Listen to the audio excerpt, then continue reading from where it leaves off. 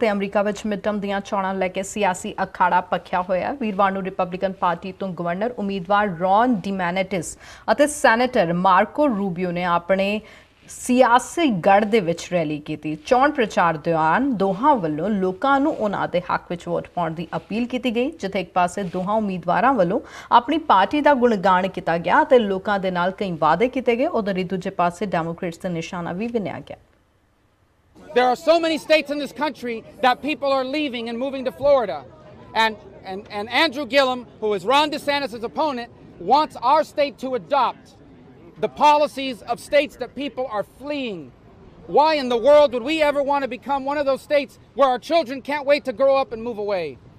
Why do we want to become one of those states that people leave instead of staying a state where people come? These elections are about a choice, and the choice between their opponents and themselves is enormous. I'm the only one of the two candidates running who is not going to raise taxes on the people of Florida, which will be bad for our economy. And I'm also the only candidate who's not being investigated by the FBI for corruption. I think certainly anyone born to U.S. parents, anyone who's here lawfully, I think that there's a legitimate question about whether somebody who's just here vacationing, someone could come here for a month, have a child go back to a foreign country, and then that child is automatically a U.S. citizen. I'm not sure that that's what the 14th Amendment had in mind. I don't know that the courts have definitively resolved that.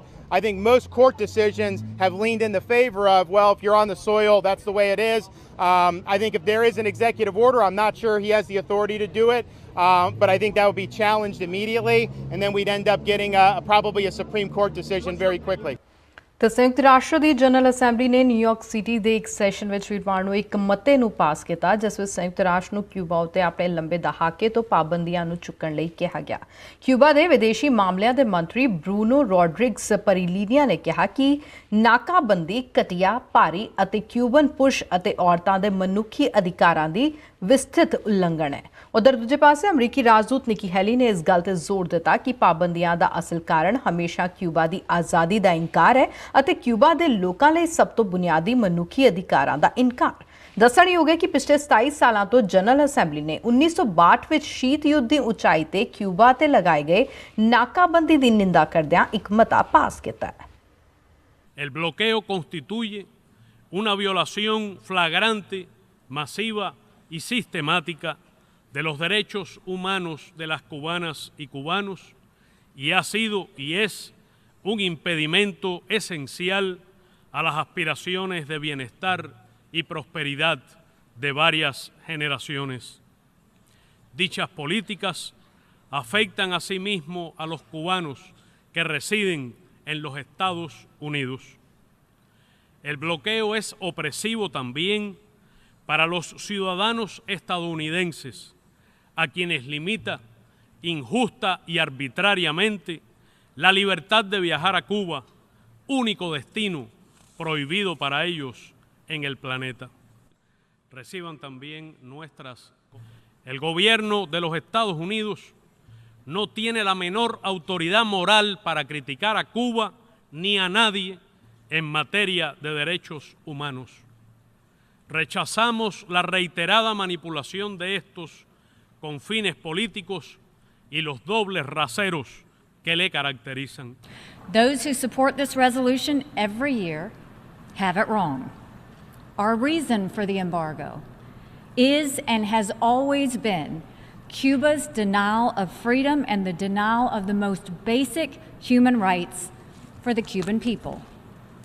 The United States will continue to stand with the Cuban people until their rights and their freedoms are restored. The United Nations does not have the ability or the authority to end the United States embargo of Cuba. But the United Nations has the unique ability to send a moral message to the Cuban dictatorship. We should use our megaphone to do something that has the potential to actually improve the lives of the Cuban people. तो उधर अमरीका विच पूर्वी पेंडू खेत्र Oklahoma विच गोलीबारी दौरान 18 साल के एक व्यक्ति की मौत हो गई और 2 लड़कियां जख्मी हो गई। इस दौरान एक महिला नूं हिरासत विच लिया गया है। ਓਕਲਾਹੋਮੀ ਕਾਉਂਟੀ ਸ਼ੈਰਿਫ ਏਡੀ ਰਾਈਸ ਨੇ ਦੱਸਿਆ ਕਿ ਤੁਲਸਾ ਤੋਂ ਕਰੀਬ 35 ਕਿਲੋਮੀਟਰ ਦੱਖਣੀ ਪੱਛਮੀ ਵਿੱਚ ਨਿਊਯਾਰਕਾ ਇਲਾਕੇ ਵਿੱਚ ਇੱਕ ਮਕਾਨ ਵਿੱਚ ਵੀਰਵਾਰ ਨੂੰ ਸਥਾਨਕ ਸਮੇਂ ਅਨੁਸਾਰ ਸਵੇਰੇ 6:30 ਵਜੇ ਗੋਲੀਬਾਰੀ ਹੋਈ। ਉਹਨਾਂ ਨੇ ਪ੍ਰੈਸ ਕਾਨਫਰੰਸ ਸੰਮੇਲਨ ਵਿੱਚ ਦੱਸਿਆ ਕਿ ਘਟਨਾ ਵਾਲੀ ਥਾਂ ਤੇ ਵਿਅਕਤੀ ਮ੍ਰਿਤਕ ਪਾਇਆ ਗਿਆ। ਇੱਕ ਲੜਕੀ ਦੀ ਹਾਲਤ ਗੰਭੀਰ ਤੇ ਦੂਜੀ ਦੀ ਵੀ ਹਾਲਤ ਸਥਿਰ ਹੈ।